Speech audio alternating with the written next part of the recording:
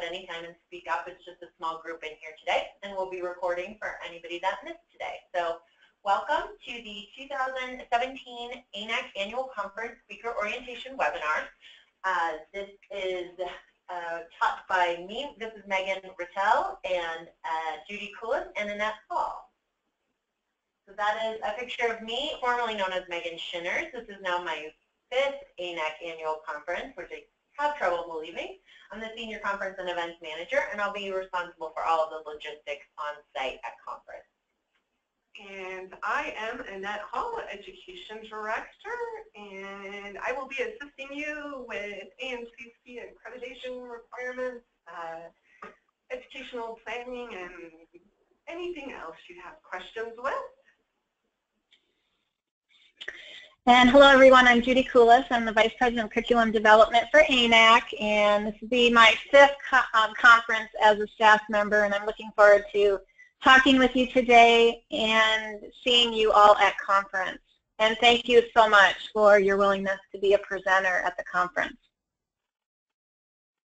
Absolutely. Thank you all. And we understand as volunteers this is a lot of time and effort out of your schedules, and we can't express our gratitude enough.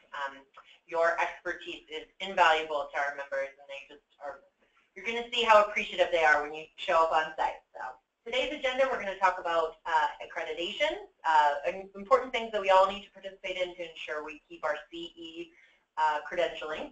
Conference overview, that'll just be a logistics overview, what you can expect on site and how to get to St. Louis and get ready. Handouts and PowerPoint. AANAC Connect attendee discussion group, and then Judy will lead us through some presentation best practices. The objectives of today's orientation are to help you shine. We want to make sure that not only do you have the best experience at conference, but that our attendees really get to learn from you and from your presentation. So, and to protect ANCC accreditation. Some minor details. All right, thank you, Megan. As many of you know, AANAC is an approved provider of continuing nursing education through American Nurses Credentialing Center, also known as ANCC. And in order to maintain our accreditation, we have guidelines and standards that we are required to follow. And so 2 very important standards are documenting the planning process and identifying conflicts of interest. And to do this, our speakers are required to disclose any conflicts of interest to AANAC and attendees prior to the beginning of your session. Use the educational planning table when developing your presentation, and then not to promote products or services during your session. So last week I sent an email to you that included the educational planning table. And this planning table is to be used as a tool to document the entire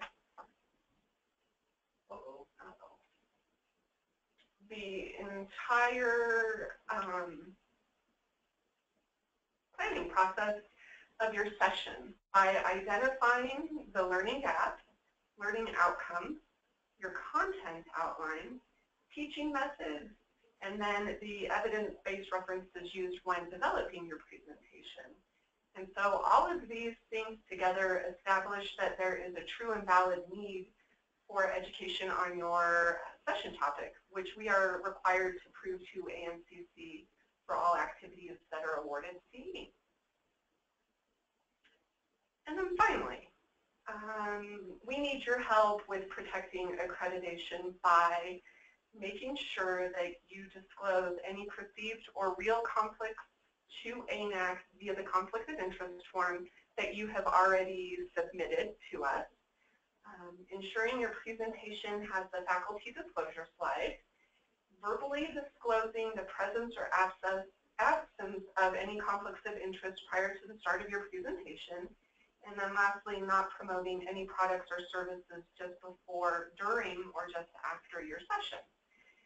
So if you have any questions about the planning table or anything else that has to do with accreditation requirements, please feel free to contact me directly. I will be happy to help you out. Great. So just a quick overview of the AANAC Annual Conference. This will be our 19th annual conference. We have fluctuated in size over the past couple of years, but last year we were at 900 attendees. We're estimating between 600 and 900 total this year. I know it's a wide range, but it's going to be a busy house. We begin at Wednesday at 4 p.m. with the opening keynote, and we go straight into the opening reception from there. And then all day Thursday we do the breakouts and CMS session, and then Friday we have breakouts, awards luncheon, and then our closing keynote we end Friday at 2 p.m. So it's a pretty packed schedule.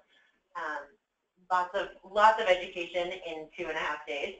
We do other networking events. All of your meals are provided. We have a fun exhibit hall. We do a really fun Ignite happy hour once sessions are over on Thursday that we'd love for you to join us for. CMS presents remotely on Thursday afternoon, and many more, including a new offering this year, which Judy is heading up, which is our expert panel, which should be a hit. So this is the pie chart. You don't have to look too closely at it, but just suffice to say these are the functional roles of our attendance from last year. So you'll see the large green chunk. That is our core membership, the NACs, the MDS coordinators. But then also another big chunk there, reimbursement specialists and corporate consultants. And then all the other little slices of this pie here really make up almost every other piece of the interdisciplinary team. So you're mostly going to be speaking to people that do have a really good baseline knowledge of the MDS process, but that there are also some people in here that, you know, maybe that's not the core part of their job. So just keep that in mind when presenting. And the logistics. So this is actually a picture from last year's conference.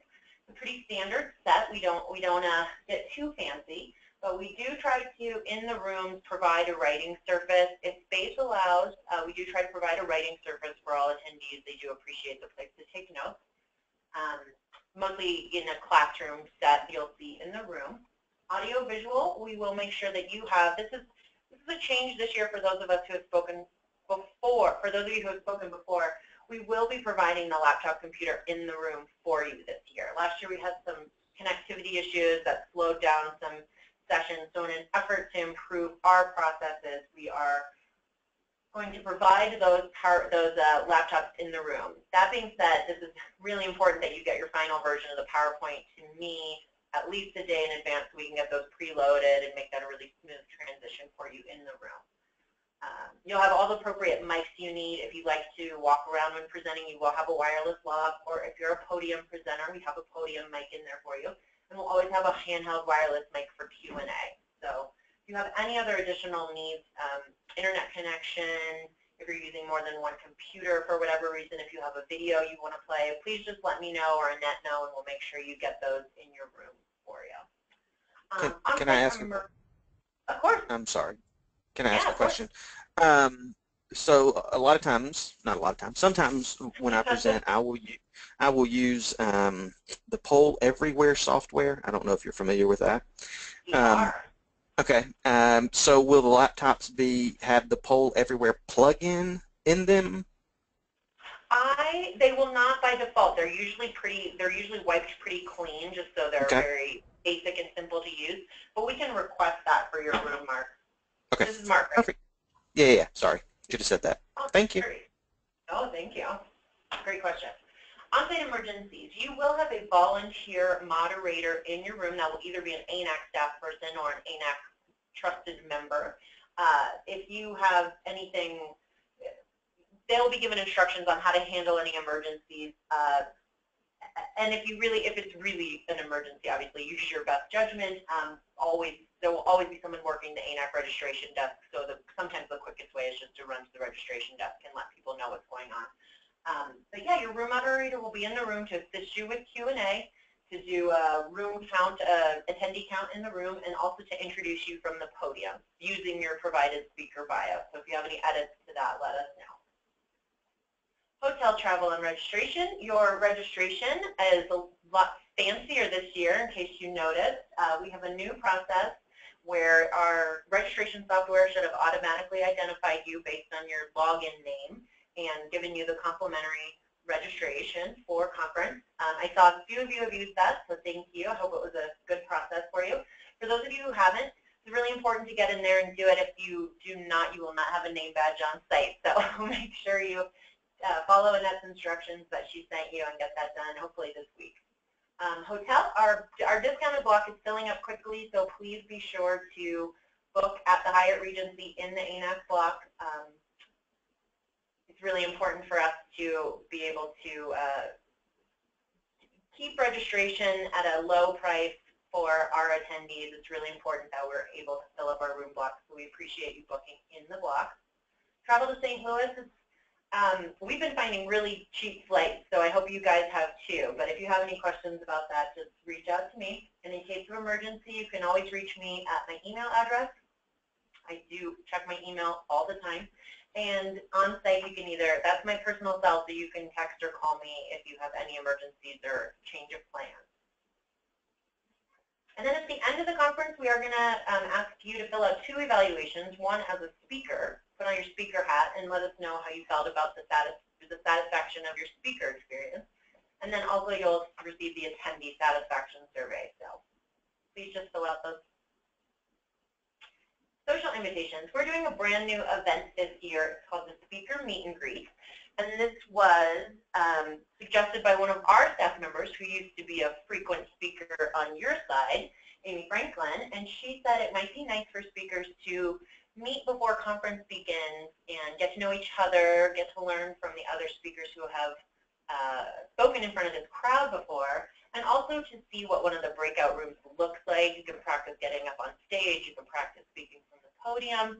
So on Wednesday before conference begins, we're going to have a speaker meet and greet in one of the breakout rooms. We'll have some snacks and refreshments for you. Should be really fun, and you'll just get to meet each other and put faces to names. So please join us for that, and Annette will give you more details on that closer to the date. And then obviously the opening reception in the exhibit hall is great fun. We do a really fun game and traffic builder, and we'd love to see you there. And then as I mentioned, the Ignite Happy Hour on Thursday is always a blast.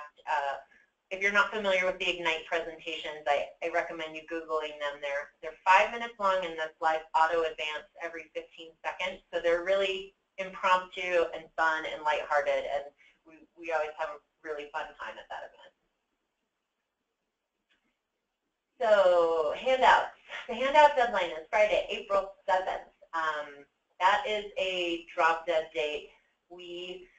Because of the way we post the handouts to our internal private community on AANAC Connect, we really need them all at the same time. If we're posting up, we in the past would post updates and post, oh, this one just came in, and it got very confusing for our attendees. So in an effort to make it the best attendee experience, we'd really love to be able to post all of them at the same time and just say, here are the 15 breakouts, here are all the PowerPoint handouts. That being said, you can always update after the fact, and we'll post your final version after the conference ends, but we really envision this being a one-time process just to make sure the attendees are clear about the handouts. The template, you must use our, this looks familiar, I hope, our lovely AANAC template. You'll notice this is the first year we're doing a widescreen in the PowerPoint. If you have a newer version of if you have an older version of PowerPoint, it might not be showing up correctly on your screen. That being said, don't worry about it, build it. We can if something gets jumbled or something gets kind of screwy in the process of you building it because you do not have the widescreen version, we can clear that up when we receive it. And the reason why it's in widescreen is that AV on site, we've upgraded to nicer projectors that allow us to do a widescreen projection, so it's a better visual for the attendees. So if you have any questions about that, you can contact me. The other thing to think about, this group really loves resources, tools, and takeaways. Things that they can take back to their facility and share. So feel free to include that with your PowerPoints. They love a good checklist, toolkit, anything like that is really appreciated by this group. So just consider that. And then as I mentioned, the online conference community, you guys should be familiar with AANAC Connect if you're members, but that's our our discussion board, message board for all of our members, and we do a private community within that message board just for attendees. So this is a great way to connect with the attendees. You can get in there and generate interest or excitement about your particular breakout session or ask any questions to see what they really want to hear from you about that topic. It's a really neat way to just intersect with everybody. This is what it looks like. If you are familiar with AANAC Connect, you just log in, go to the community, and then see the communities that's kind of in that dark purple. You go, click on that and go to My Communities. This list will show up, and you'll see the 2017 AANAC Annual Conference community right at the top. So just click on that, and you're in the private community. So it's great for pre- and post-conference engagements. Again, our attendees really love hearing from the MDS experts, which is you guys. So please feel free to jump in there and chat with them. They love it. And now I'll pass it over to Judy Coolis. All right, thank you, Annette and Megan. Hi, everyone. If you want to take yourself off mute, I'm going to have a question for you in just a couple of minutes. You know, it's really hard to believe, isn't it, that in just about 11 weeks now, the empty halls are going to fill up. And really, presentation skill is both an art and a science. And I just wanted to tell you a quick story about an experience I had as a presenter. And you maybe have had some experiences like this. I was asked to do an all-day Medicaid RUGS training in a state and focus on operational strategies to succeed in this new Medicaid system that the state was implementing. And it was going to be a three-day presentation where I was going to go around different locations in the state one day right after the other. So the first day happened, and I presented the curriculum all day. And some of the feedback I got at the end of the day was, we didn't really hear any operational strategies. I thought this session was going to be about operational strategies. And I was like, what? I talked about operational strategies all day. And so the next day, without changing my slides at all, without changing the content, I focused my presentation, the way I presented the information, by addressing things like an operational strategy to achieve this part of the Medicaid system is to do X, Y, Z. Or it really impacts our operation when we do X, X, Y, Z. And I really said that multiple times throughout the day. And the evaluations after that was definitely improved. And so we do want to take time and really think about how we want to communicate things. And as I said, it's an art and a science. So just for the next few minutes, I want to talk to you about some of our adult learners, things we know about the AANAC audience, some PowerPoint development tips, as well as just some things about our own speaking, things that we can do to improve our speaking. So let's go to the next slide, and I would love to hear from you. What are some examples of some of the, the good, the bad, or the ugly that you've experienced? So what's been your best or your worst conference experience as an attendee? So go ahead and share some ideas that you have.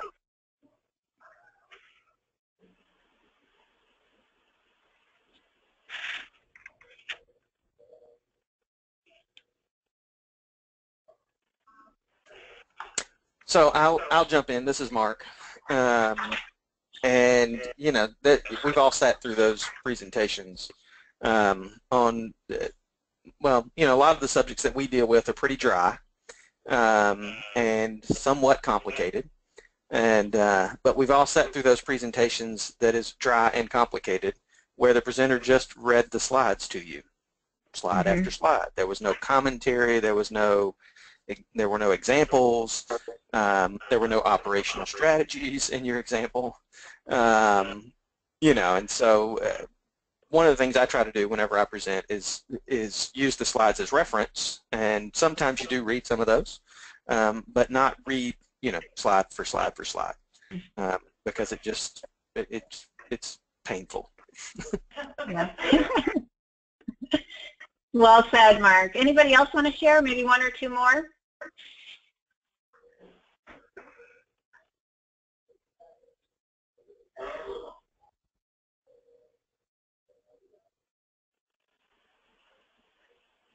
Do, do, do, do. Be brave, be brave. It's all right.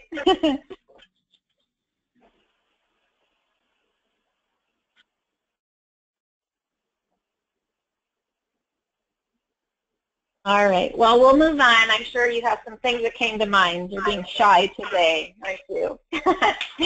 All right. Well, let's tell you a little bit about the AANAC audience. They are very highly motivated. They are coming to the conference ready to learn. And so it's always helpful to encourage some reference material, library use, internet resources. They love that so they can go back and apply what they've learned. And so they're really motivated to get, as Megan said, if you provide a tool or a checklist or something, they love that kind of support in what they're doing. Many of our audience members are very experienced. They have been MDSs for a long time. Now we are seeing more and more what we call the newbies, or first-time attendees that might have less experience.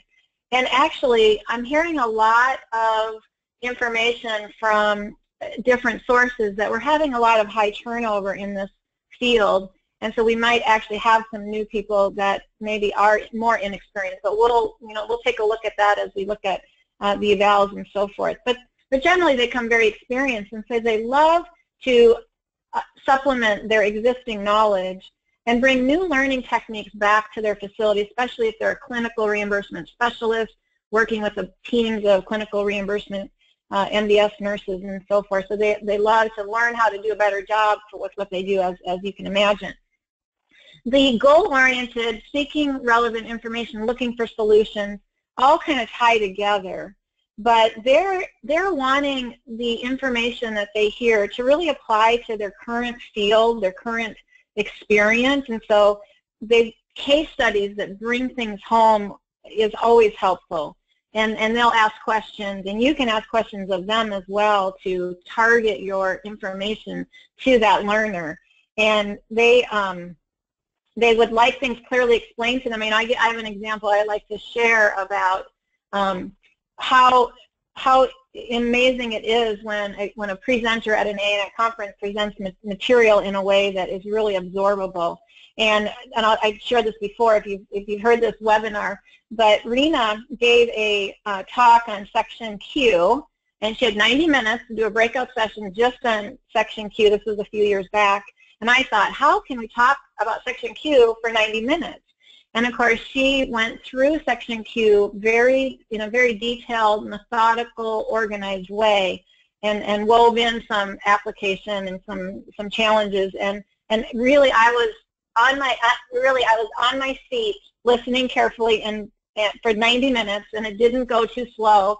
And the questions at the end were fantastic, and it was really a great session. And I think one of the things that we can learn is explain things very clearly, clinically focused, technical information, and as Mark said, not to read from the slide, but to really present it in a very organized, methodical way. And this audience really loves that, and I enjoyed that session tremendously. And then finally, respect. They come with the desire that we acknowledge their wealth of experience and perhaps their professional background. They might be clinical reimbursement specialists, there might be DOMs, administrators, therapists, other IDT members in the audience, and so we want to kind of tie things together for them as well. And as you saw the attendee pie earlier in this presentation, there are quite a variety of audience members that you might see. So let's move to the next slide and talk about some presentation best practices. You know, content is king, and of course our presentation skill is important. We'll talk about that in a minute, but pacing is also an issue. So let's look at some of the issues related to content and pacing. One recommendation we have is to outline your learning objectives. So take your presentation, do an outline, and then make sure that the content you develop matches the time frame. We want to guard against too many heavy content slides, and this is always a challenge, and I fall into this trap often, is it's hard to keep something off the slide, and our content is so technical. So I struggle with this a lot, of balancing heavy content slide with making sure that the information is robust, so that they're taking fewer notes and that they can pay attention to what you're saying. And of course, as Mark eloquently put, we want to bring those stories in and illustrations and have some interaction about the concepts. And we don't have to read everything on the slide, but just to have it there is so helpful. Now, pacing is important. I know that it can be challenging sometimes to get just the right amount of slides and knowing what you're going to say about each slide to fit that 90 minutes, and certainly end a few minutes early so you can have time for questions. I was in an experience once where somebody submitted 125 slides for a 90-minute presentation, and 45 minutes into the presentation she was on slide 15. And it was stressful knowing that she would not get to some of the content in the slide deck, and or that she was going to fly through it really quickly to even get through the session by the end. And there was so much good content on the slides, and I thought, really, this should be a 4-hour session, and I wanted to hear everything she had that she brought. So pacing is important, that you pick your slides. Now, it could be typically around 1.5 to 2 minutes per slide, but that can vary depending on how you organize your slide deck and how much you say, of course, about each slide. So that's really going to be something to be cognizant of. Let's go to the next slide and look at some other best practices. Of course, we see keep it simple, start from scratch, and then give the audience a break about every 10 minutes. The studies have shown that people will get distracted or need to adjust, need a change of pace about every 10 minutes. So if you're thinking of how you're building your slide deck, you want to interject a photograph, a story, a question, a humor, something like that into your presentation periodically to give the audience a break from what you're saying. Now, keep it current is important, because I've sat through presentations where somebody has copyright that, or let me not use copyright, but has a reference to the REI manual that's 3 years old, or they are illustrating something using dates, and the dates are from 2004. And it just feels like this presentation has been regurgitated for quite a few years. And so we get to that first button box or circle there that says start from scratch. Now, we recognize that you come with expertise on topics that you've probably presented on in the past, but we hope that you do bring some freshness to your presentation. And again, if you're going to be reusing something that you've done in some other venue, to really carefully go through it and make sure that it's current for the time frame that you're going to be presenting. Now, on the next slide, we talked about a little bit of our AANAC audience and poor presentation. And I love this slide that I got from Erwin Sisser, and it says, this is a generic, boring title. The purpose of this slide is to write down everything I could possibly say about my topic, because there's so much on the slide I have to stand here and read it to you.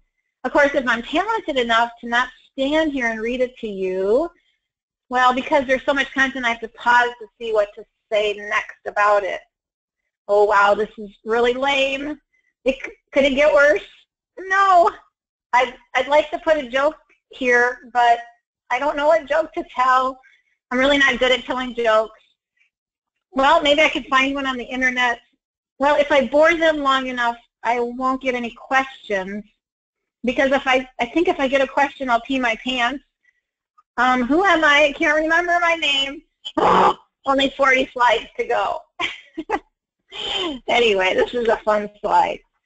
So what would be better? What would be better than a heavy content slide that you're bluffing your way through, so to speak, right? Well, on the next slide, we can see that a picture is worth 1,000 words. And this is a great 10-minute interlude. I think I've been talking for about 10 minutes. I'm going to give you a little break here.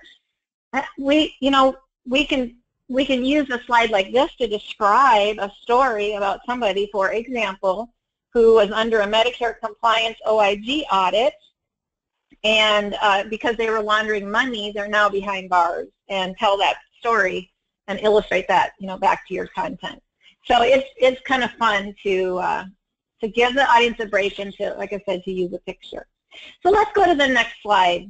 And go ahead and click again as we go through these bullets. We do want to allow the audience to engage, and you might want to ask them to share something with each other or to share something in the whole group. That's always good to help them to reflect on a concept that you're presenting on. On the next bullet, greet and respect all of your IDT members. And I already mentioned this, that you're going to have a variety of audience members in there. And we really want to be careful not to criticize other members of the team. And so we want to, if you're a dietitian, not to criticize nurses. If you're a nurse, not to speak ill of your physical therapist, and to be really respectful of other members of the IDT team as you're giving your presentation. And the last bullet, if you can advance to that, is consider your audience using polling. Now, Mark, you asked this question earlier, and you're thinking ahead. It's a great way to engage the audience using their cell phones.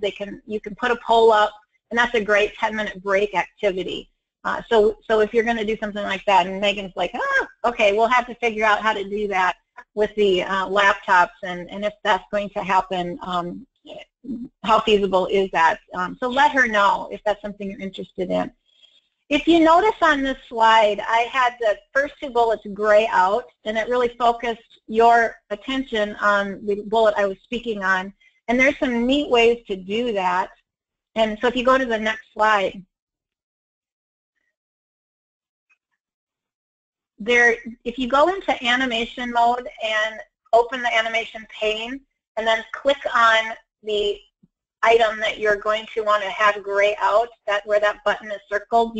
Depending on your PowerPoint presentation, this is a IBM or Microsoft Word format of PowerPoint. You click on that, and it allows you then to select for the item to gray out as you go to the next bullet. So there's some things like that, and you've also seen, and throughout this presentation, let's go to the next slide, you've seen some of the amazing smart art that you can do to present your facts in a creative way.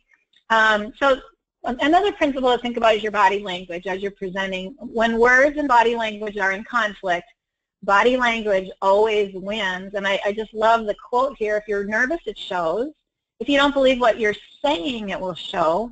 And if you aren't having fun, it shows. And so you do want to smile, have fun, laugh with the audience. And this really can be enhanced by practicing your presentation. So take time to practice it. Now, I know some of you are very experienced in presentation, but it's always good to practice, even if you're a veteran presenter. So let's go to the last slide here. And I just want to wrap up with a couple items of ending strong. You might want to end with a nice conclusion, a story, a compelling story or some kind of planned ending that is strong and wraps up your presentation. And just some tips: remember to end on time. Use your moderator to alert you for time. If you could have the moderator give you a 10-minute warning, a 5-minute warning, and then to show that the time is up. And you may want him or her to do that ahead so that you end with time for questions. And if you can, do allow time for Q&A. And if you do run out, offer to stay after a little bit or follow up with them after the presentation. And just one other tip: if you can't answer a question, don't guess. Tell the audience or tell the person you'll follow up after the presentation. So those are some presentation skills and tips. I hope this has been helpful. And I'm going to turn it back over to the office for our last few comments here. Great. Just a couple more dates and deadlines to put in your Outlook calendars. April 7th, again, is your PowerPoints and handouts are due to, you can send those to me or Annette. Actually, go ahead and send them to Annette. And on April 3rd, the discounted hotel rate expires. So again, please put your hotel reservations in there before then. And we'll see you on May 3rd at the speaker meet and greet, and we'll walk over to the opening keynote together. So thank you again for joining us today. And if you have any questions, feel free to type up now.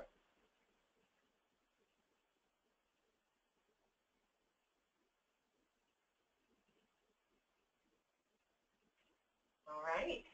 Well, wonderful. We'll go ahead again. Since we had some technical issues today, we'll make sure we get this recording out to you guys, to all the breakout speakers as soon as possible, as well as the PowerPoint deck. But again, feel free to reach out to any of us at any time.